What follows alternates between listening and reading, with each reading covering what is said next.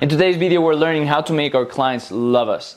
And why do I say love us? Because when your clients love you, they will give you more clients, they will recommend you to new clients, they will keep working with you. And in the coaching space or in any other service space, it's important that you actually have a relationship with your clients. So after losing about 5 clients in this past year, I've learned what to do and what not to do when it comes to dealing with clients' expectations, how to talk with clients, how to connect with clients. So in today's video, we're gonna go in 3 things. First is expectations with clients, then is how to show up when you don't deliver, and the third thing is how to keep your team accountable to this. So stay until the end, subscribe if you haven't, check the other playlist videos of Send Mastery. I'm doing this because I want to help you grow as a coach and build a business that it's really true to your heart, and I'm excited to share the lessons that I'm learning about along the way. My name is Angel Martin Cordova. I own AstroZen Marketing,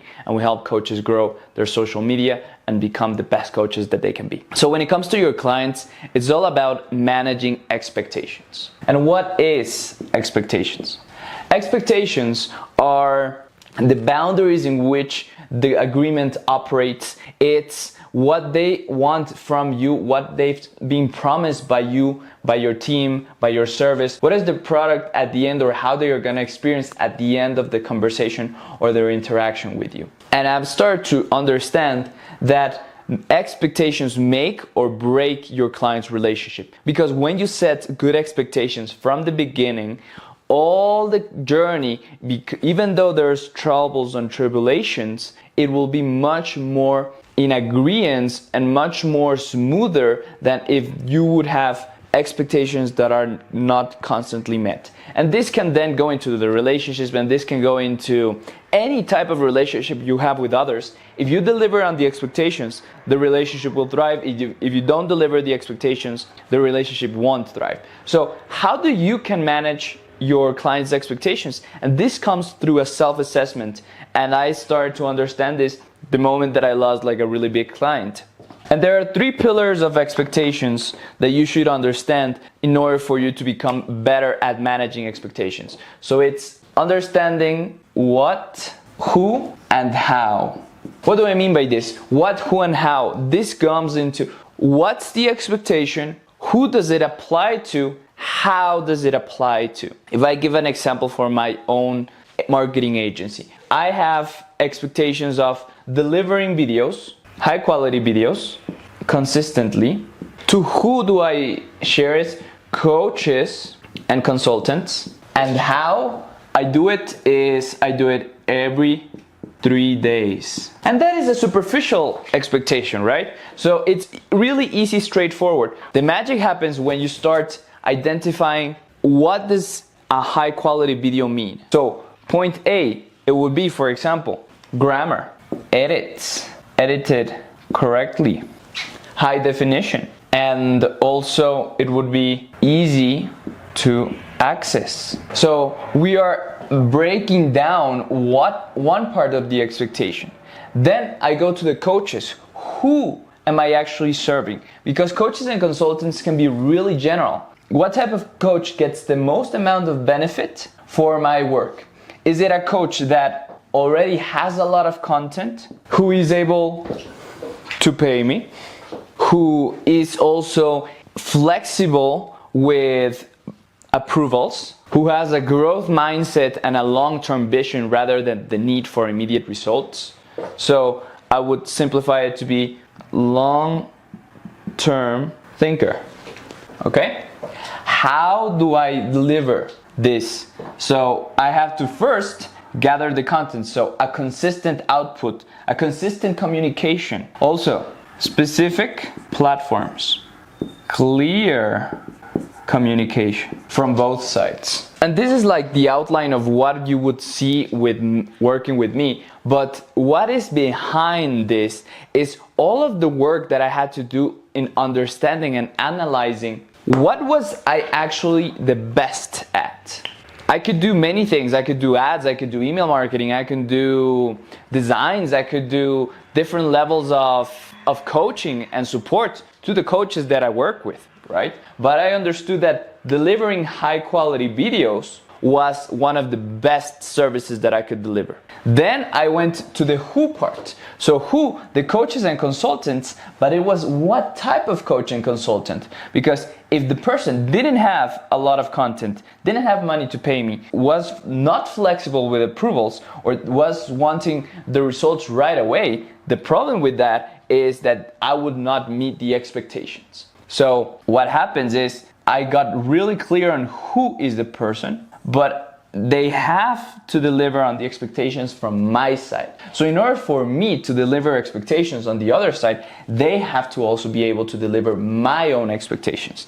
And how every 3 days I trained and I understood that every 3 days I was able to deliver this type of content, as long as, again, this type of communication and this level of services are actually working. So number one thing when it comes to expectations is you are going to deliver them as soon as you start entering a communication and there is about to make a sale. Because what happens is people say yes to working with you, but then suddenly they find out that this is what's required for them to actually be successful with you. Trust will lower immediately.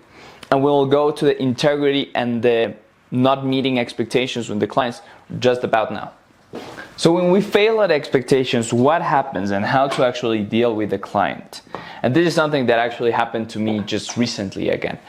I had a section where I promised something. So I promised a specific result. So I promised that I would do a video style that was really, really particular to one of my new clients. And the reason why they started working with me was because I had actually promised this specific result. The problem was that since the beginning, I knew that this wasn't going to be exactly as I had promised. And this goes back to integrity. So essentially, I lied to my client just to get confirmation or just to get a quick approval or a quick win.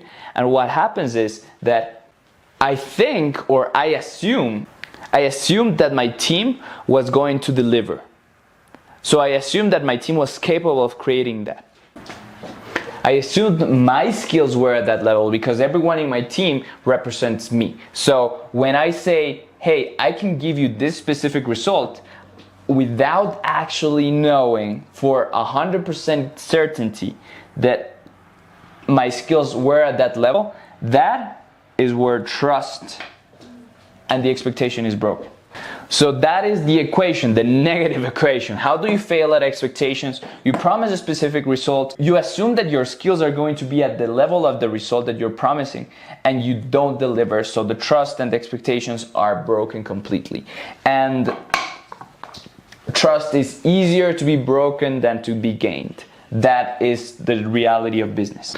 So I'm still actually learning how to handle these failed expectations and how to deal and prove that I can actually be a reliable person with the clients that I failed and undelivered expectations with. But most of my clients have just cut the communication with me and stopped working with me because I failed at delivering the expectations. So how do you actually gauge, or how do you actually stay on the positive side of the expectations? I would say, for example, there's two sides.